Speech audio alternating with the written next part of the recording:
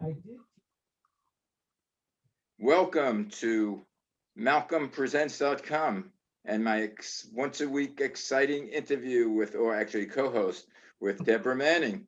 My conversations with Deborah, a bi-coastal dialogue, because Deborah and I agree on a lot and disagree on a lot, but we were able to talk and have a dialogue and possibly come up with some sort of compromise.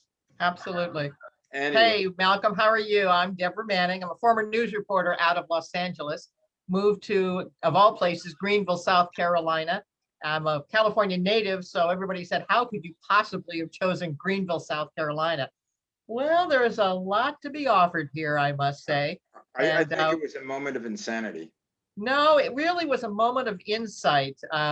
As you and I were talking before we got on the air, we were talking about the fact of having a lot or not having a lot. And what was the word that you used? The Yiddish word Or for the having a Yiddish lot? word called "ungestückt."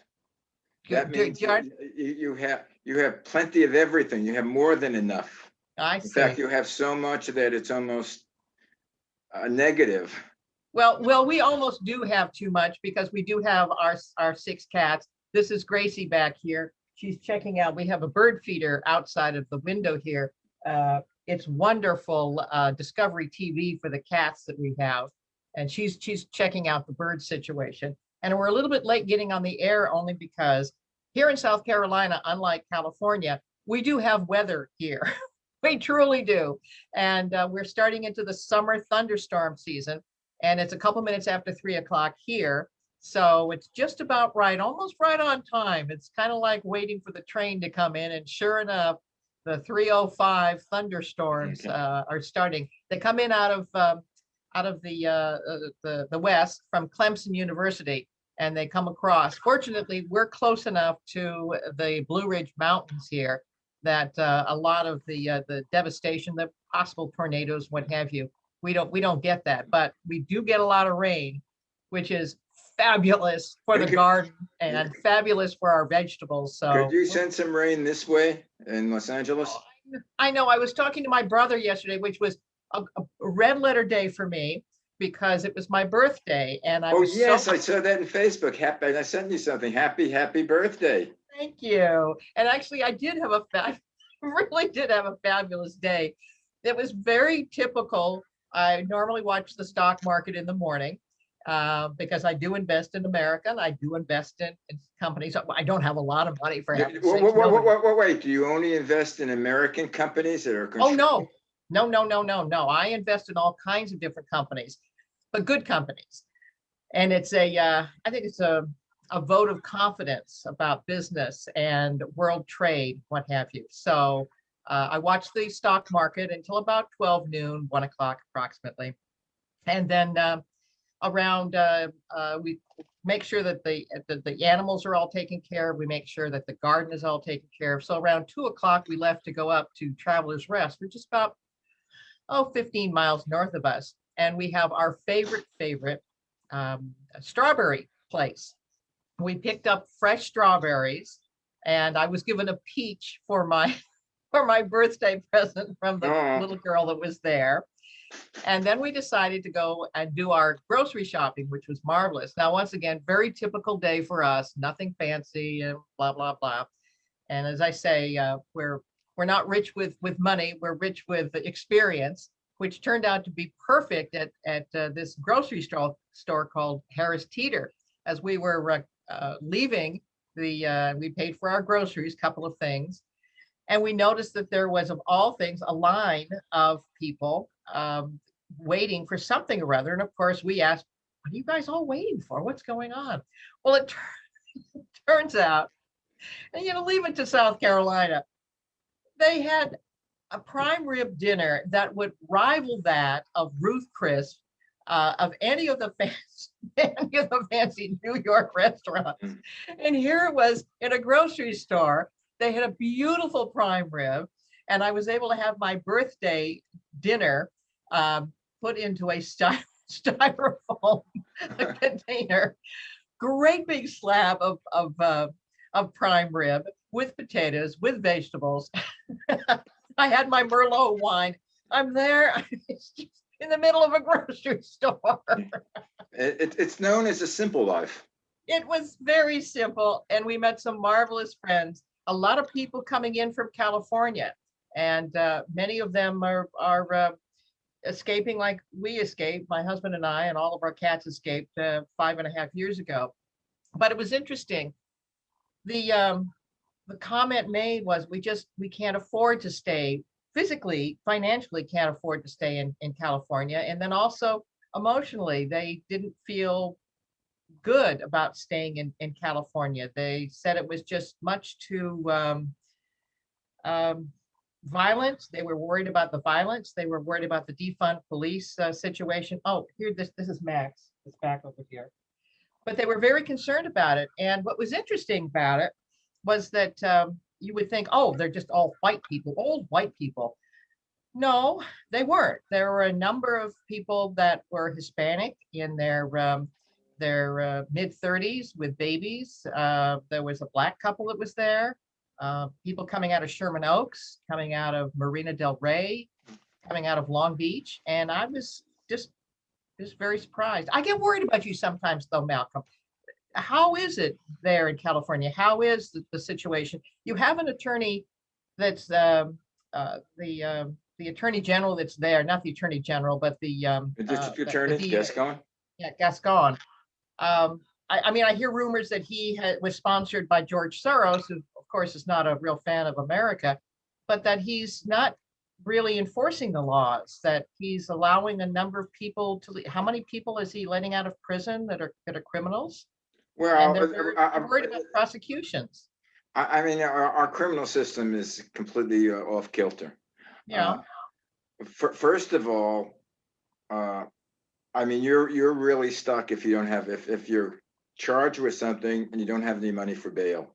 If you don't have any money for bail, you're in prison, and you're serving time, whatever it is, until the case is heard, which might be several months, and you may not be guilty. But isn't that a better situation than what's happened in New York, where there is now cashless bail, and that criminals, people who have committed, in some cases, violent crimes, are let back out on the streets to once again commit violent crimes? It just, I do think that one of the roles of government is to protect average normal Americans, and I do get concerned. And once again, this was just simply a grocery store conversation with a half a dozen individuals who just happened to have left California. And once again, all races, nationalities, all kinds of different people that were there, which was surprising to me. But they're afraid. There has to, well, they'll be afraid any place, but there has to be a balance. And a lot of the prisoners in jail right now, number one, they're controlled by private entities. The prisons aren't run by the state or by the federal government or by the locality. They're run by private corporations. So these corporations, their vested interest is to keep people in prison. Number two, many of the disproportion of not is minorities. If you don't have any money and you can't hire a good attorney, you're basically, you do a public defender. Not that public defenders are bad, but they're overworked. They have so many cases that they don't know the cases. When the person goes to trial initially, that might be the first time the public defender has seen them. And if we go the other way, which is with cashless bail, allowing people to go back out on the street, whether or not they're guilty or not. What about the ones who are guilty? And once again, New York City is having one dickens of a situation. There was a gunplay that was going on in the middle of the day with a couple of people, and there's been attacks on older people just walking down the sidewalk. Well, it's what's known as intelligence. People have to be intelligent. So people who we elect, who serve the government, have to have a certain amount of discretionary powers and intellect. If it's a violent criminal, that's gonna initially, from what we would say, he would be crazy, but legally he's not crazy. Yeah. Them you don't let out. But then if you have somebody that's I understand. Who does thievery, who also possibly robs because he's addicted, Yeah. because he needs it for marijuana, or if he's busted for marijuana, or for me, anything. Hmm. They don't belong in a prison. They belong in some sort of hospital or rehab. And many of the people in prisons today are possessions of marijuana or cocaine, which is, to me, is a minor thing. I have to admit, in my college days and post-college in Los Angeles, I dabbled in it. Hmm. If you, or as I say, if you didn't smoke marijuana or do cocaine in the 60s and 70s, you weren't living, or you were afraid. But I think the biggest worry that I think that people had, and that's what was being described to me yesterday, waiting in line for my prime rib dinner, was an overall fear of of safety. And there was a woman, that's Hispanic woman, that had a young child, and she moved out of Studio City, which is a fairly uh, well-to-do area, and yet That's my next. I live in Sherman Oaks. That's my next community. there you go. But she felt very ill at ease, and especially now with this push towards defunding police, getting rid of police. I know here in South Carolina, our governor has said absolutely no defunding of police, absolutely none. He's also said there's going to be no. Uh, it's not okay for the federal government to transport um, illegal immigrants, especially children, here into South Carolina, and it's I think what's happened, and it's very interesting, when you have such liberal folks like a Bill Maher and various other folks that have talked in terms of liberal themes, that they're very concerned now that the Democrats have overdone it in terms of wokeness.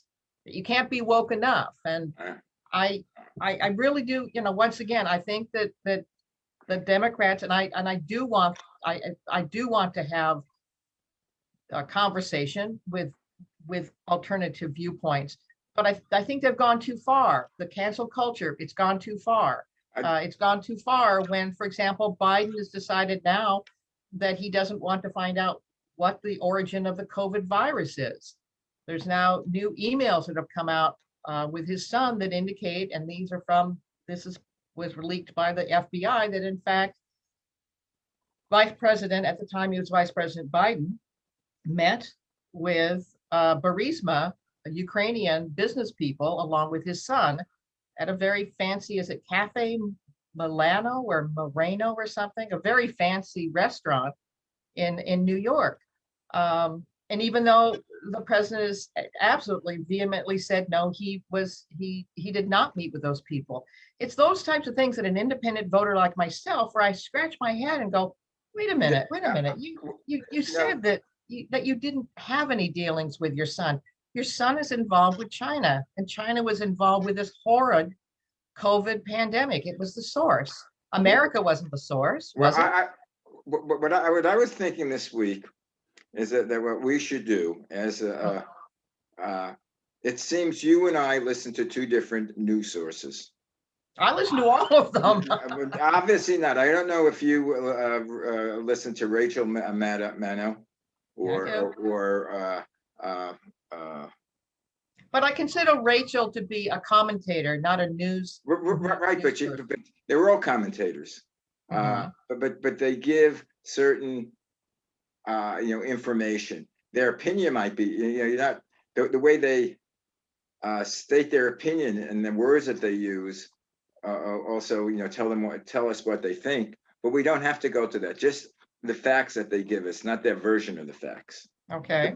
But they say different things than, because I watch also the Fox, and the new thing was a Newsmax. The new thing, which I only can take like 5 minutes at a time. I can take Tucker Carlson more than Newsmax. And even Hannity, that Newsmax is just, to me, totally off the wall. But we should be forced. I will listen to a certain amount of conservative, the Newsmax and the Tucker and Sean Hannity. When you listen to Rachel Maddow I honestly I do.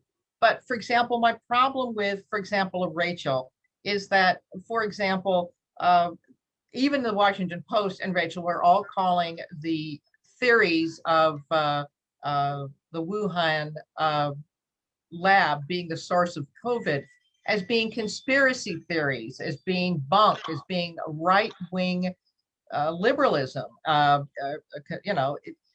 In fact, it apparently may be very much that it came from the Wuhan lab. Yeah, We need to know, Malcolm, we need to know. right, but And it still hasn't been proven one way or the other way. well, someone needs to tell us. Someone needs to give us the information. We should have a bipartisan Senate committee. Well, the Senate is not going to do damn thing. You know, and I know. I mean, unfortunately, this group, they don't. The Democrats don't listen to the Republicans. At this point, right now, the Republicans are not listening to the Democrats. So, I mean, we're in a lockdown situation. But we do need to know what the source is of the COVID virus, because it could come back. If we ever do find out, Well, we need to. and if we did, and let's say we find out that it was China was experimenting and it got loose. Now, what do we do? Well, that opens up the whole can of worms in terms of lawsuits against the Chinese government. I mean, they basically completely condemned the world. The deaths, how many deaths did we have because of COVID, because of an accident? Well, in fact, if the Communist Party would have allowed people to have gone in and possibly contained the virus, but they didn't. Okay, so now let's say it's an accident. Mm-hmm. Are they financially responsible for people who died if it's an accident? Yep. They should have contained it, and they should not have.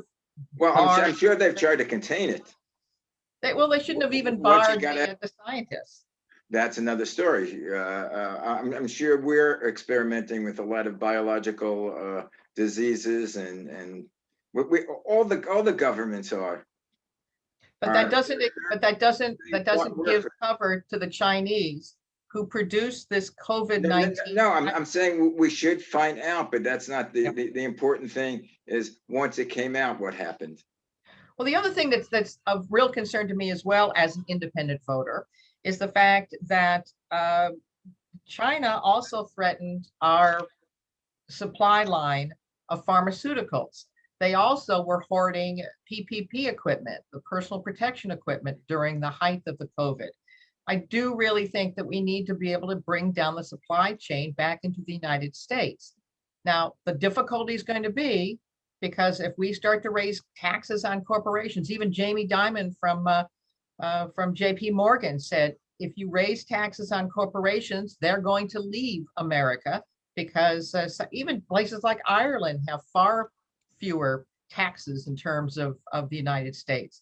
We need to bring back the United States, that supply chain. Yeah, and but if we don't, we're going to have the same situation that we had with China and the PPE situation, and even possibly pharmaceuticals. I mean, when 90% of our medicines are produced in China. Right, yeah, and that's been under both administrations. That hasn't been.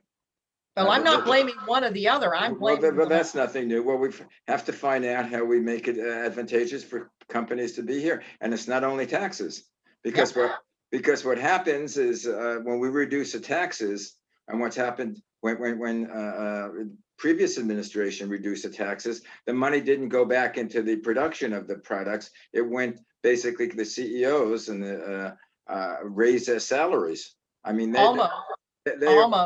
A lot of it did go back into the hands of workers, because we did see an increase in minority wages go up dramatically. We also had an increase in the employment levels of many people, that Blacks, Hispanics. We saw an incredible increase in terms of that. I think that we need to focus in on America when you talk about, I know everybody says this is a horrible thing to say, but it's not white supremacy. America first is for all Americans, whether those Americans be white, Black, Asian, Muslim, whatever the case may be. America is a concept. America is a way of life, right? Honoring individuals, and not the way it is in China, not the way it is in Russia. Well, if it's America first, then the programs that Biden has instituted or wants to, with this huge thing of childcare, for money for education, of money for individual children, for the free education for preschool, of child's care. This is what we should be, everybody here should be in favor of, because this is what basically is going to get the workers or our America First people to be better educated and be better workers and make more money. Because even right now with technology, if the technical jobs were in this country, we don't have the people that could do it. We would still have to have foreign workers come in to handle the technical jobs. Once again, I don't have a problem with immigration. A lot of people say, "Oh, of course you're against immigration." I'm not against immigration.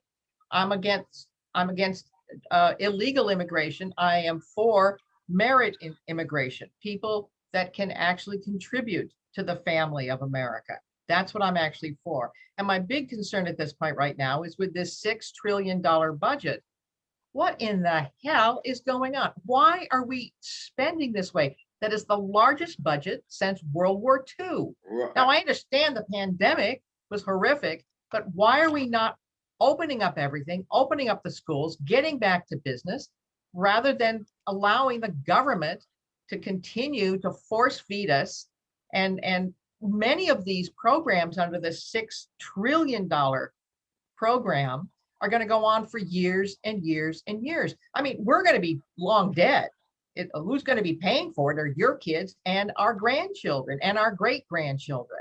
I mean, we all have budgets. You have a budget, Malcolm. You don't go off and, go to la-di-da land, what have you. You don't go to the French Laundry because you can't afford it. I know, but I went into debt because I was sending my kids to college.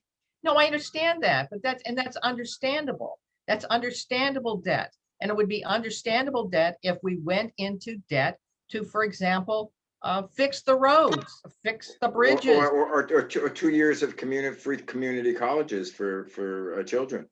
Well, I do have to say with community colleges, I mean, they are not that expensive. They really, truly are not. And I would love to be able to see private industry directly put scholarships together as they are doing here in South Carolina. South Carolina has a pilot program where many of the corporations are directly putting together scholarship money to be able to get workers directly into places like Michelin, to BMW, to GE, all of these various, and they're making sure that it is jobs related and the education goes to something so that those people, those students can then actually have a job when they're done with their education. I think that's very important. Very important. Then I praise those companies. Absolutely. It reminds me of, I don't know if they still have it in Japan. Yeah. But basically in Japan, when the high school students, and they worked their tail off to get into colleges. And depending on which college they went to, determined where they would, which company they would work for.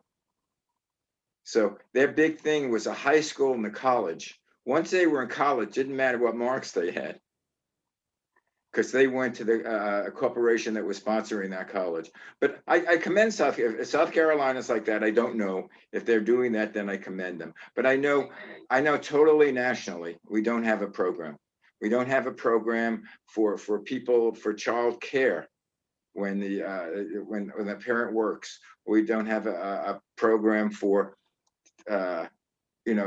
picking up the children from school or after school care if the parent is working, so the child doesn't have to come home to an empty house and be alone. Well, I do know that for example, here in South Carolina, the emphasis and what really revived Greenville and all of South Carolina was a public-private partnership. Once again, public monies were used to be able to subsidize private monies that were also used. And once again, these corporations realized they needed to have good quality people in management and line positions. So they ended up working directly with South Carolina government And they managed to engineer it so that once again, they're getting the workers that they need. They're getting the childcare that's necessary. I don't want the government providing all of this stuff. I want to have private companies working with the government and the government working with the private companies. Because once again, $6 trillion. I mean, President Biden talks about the fact this is an infrastructure bill. That's bull. It's not. Very little of it is being used to redo bridges and roads and what have you. Well, infrastructure does not necessarily mean bridges and roads. It means building up the country. You can't keep stretching the definition. The definition of infrastructure is Webster's dictionary is talking about directly roads and bridges and all of those things that we can all agree on. Childcare is not the government's purview. If you're going to have children, and once again, you should be working with, for example, your company. I'm hoping that companies, and they're starting to see more, but companies here in South Carolina are working directly to provide childcare. That's critical stuff. And it's going to happen even more and more because these companies desperately need to have good qualified people. But to have the government subsidize this is once again, it's an abolition of personal responsibility. You have personal responsibility, Malcolm. Okay, I agree with you. I agree with the fact that private industry and government should cooperate and work with each other. But what happens if private industry doesn't do it? Private industry has every reason to do it because they need workers. But they haven't done it. I mean, in South Carolina, you say they're starting to do it. Now No. It's been going on for 25 to about 30 years. Okay. And it's really starting to branch on out. That was one of the reasons that when I did my analysis, when we realized that we couldn't stay in California any longer because of the economic problems, we had 700 square feet of a duplex, and we were paying $2,300 a month. $2,300 a month for 700 square feet. But the problem was we couldn't live there anymore. But Deborah, you were living in Santa Barbara, which is one of the richest counties in California. I couldn't afford Santa Barbara. I'm living in Sherman Oaks. I can't afford Beverly Hills. I cannot afford certain areas of where I live right now. So I chose an area which I could afford. And that's what we did. That's what we did going into South Carolina. I couldn't afford to live in Santa Monica. I can't afford to live by the beach. When I bought my house over here, and I bought it in Sherman Oaks, the square footage that I had that I could afford, if I was looking for Manhattan Beach, Santa Monica, I could buy a postage stamp. I mean, this was 40 years ago. Yep. So so it depends where you live. If I moved to New York now, I couldn't live in Manhattan. Right. Where I lived in Manhattan, before I moved. So there's certain areas within the community that there are probably certain communities in South Carolina that you couldn't afford. Oh, absolutely. I mean, we did not move into a fancy dancy area. Right. Ours is a 1948 bungalow, and it's not considered to be in the fancy dancy area, which is fine by me. So before you moved with Fish, you should have asked me. I would have found something in California, in Southern California, which is just as feasible as where you're living now financially. It's a matter of where you want to live. So, it's true, but what's been interesting about it is when I started doing my analysis of South Carolina, I was just stunned at this private-public partnership, which I do believe can be a stellar model for the rest of the nation. Well, actually, you should send me some information about that. I'm not that familiar with it. It's fascinating because once again, it's supporting, and you've got to have a healthy middle class. What concerns me, for example, in the Biden bill that is now being proposed at $6 trillion, buried into it, is the fact that there's going to be a rollback of the middle class and lower class tax cuts. Those tax cuts, whether you like it or not, 65% of the Americans, including this family, we benefited from the increase in the standard deduction. We definitely did. And unfortunately, buried inside this new $1 trillion where he says, no, the biggest tax increase is going to be for people making over $400,000. Right. No, there'll be a tax increase for us making a pittance, which is basically only Social Security. And once again, they're going to be rolling back the standard deductions back to probably in half, which means that part of our Social Security, which incidentally I know you're on, is going to be taxed. You realize that our Social Security, that we worked so hard for back so many years ago, is currently being taxed anyway. But if you roll back the former administration's tax cuts for the lower and middle class, combined with gasoline prices going up, combined with food costs going up, I mean, for crying out loud. No, I'm not sure. I'm not sure of this. Was it mandatory that they take Social Security out of my salary? Yes. Well, that's unconstitutional. Well, That I thought we were free. Why did the government take money out if I would say no, I don't want them to take out? well, it's like, do you want to pay your taxes? No, I don't really want to pay my taxes. Okay, let's go to jail. No, but Social Security is something they say, oh, it's for your own benefit. It's like I agree with Social Security, but again, taken to the nth degree is I'm not free. I think I'm becoming a right winger. Thank you. You know, there are certain things that do make some sense. And like I say, I think that President Biden needs to come a little bit more towards the center, because 75, 78 million Americans voted for another administration. He needs to come more towards the center. Right, but the other part of the equation, the Republicans aren't budging an inch. Or as far as I mean, for example, the money that they're saying that they can do to fund this rather than increasing taxes, is from leftover money from the money of the stimulus. In fact, the stimulus, they had, I believe, nearly $1 trillion left over from the last Democratic rammed through a stimulus check. So I mean, close to $780 billion, I believe. Well, what we have to do is come up with another form of government, because this damn form doesn't work. Yes, it does. But we have got to listen to both sides. We have to listen to your side. We have to listen to my side. And the problem at this point right now is we're only listening to your side. Well, no, you ain't listening to my side. I think there were 30% of Republicans agree with QAnon that the government is run by a group of pedophiles. Is QAnon like what is I don't it's crazy. Who eat children. and it's headed by Hillary Clinton. Oh, please. Yeah, like that ridiculous thing where they said that Hillary Clinton was running a pizza parlor that was actually sex trafficking. I mean, right, but out loud. Talk about false news. But that was like, no, they just did a study that came out the other day. I think it was like 20% of Republicans believe that. No, they don't. Yeah. They do not. I know it's not. I was going to ask you, you're part of that 20%. No. But I know the answer to that. But there. I have a show with Phil Margo, and we had a political show. It's not political anymore. We're talking about his career as in music and rock and roll, and as a. Well, explain to everybody who he is, because I know he is, but who maybe other. Phil Margo was actually he's a friend of mine, but we had a show called "It's Time to Stop the BS."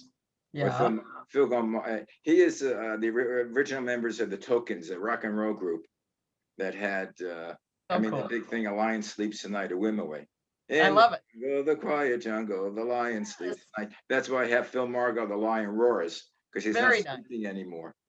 Now, what was that? Well, I think, didn't Phil say that I was a nutcase of some sort? Right, because some of the things that you do say, I think you're a nutcase, but that doesn't mean you do not. It's a difference of opinion. That's all it is. A difference of opinion. But the thing with which I keep on saying, I guess it's what I'm reading, is they're talking about the different states and their their health policies, and some of the lowest, especially for children mortality and diseases, are southern states like Mississippi and Alabama, and And they're the ones that are also the toughest on things like, abortion right now. I don't maybe I'm just getting too damn old. I don't understand. No, you're not. I think the world, Stop it. I think the world has gone crazy. I think Well, I think the we listen. I think we can, honest to goodness, with both sides. For example, Juan Williams is no longer going to be on the 5, and I don't agree with Juan Williams. I mean, I can a thimbleful of agreement with Juan Williams. He's a nutcase. However, he is our Democratic nutcase, and I wanted to be able to hear right there in the studio exactly what his opinion was. And right. it was funny because I posted this on Facebook, and I was very happy to see the number of people who said, I agree with you. I don't agree with Juan Williams, but we need to hear that point of view. And Well, we that's do. that's We why you do. talk to me, because I agree with Juan Williams Well, you know what I'm most of the time. saying, but I thought it was good to see that Facebook people were saying, I do. Yeah, you're absolutely right. I don't agree with them, but we need to hear it because there's always good points to be made. But once again, I do wish that there would be a little less left-leaning, a little less progressivism on the Biden administration. I mean, the latest, flop is this ATF commissioner who's now up for nomination. And this guy doesn't even want to explain his definition of assault rifles.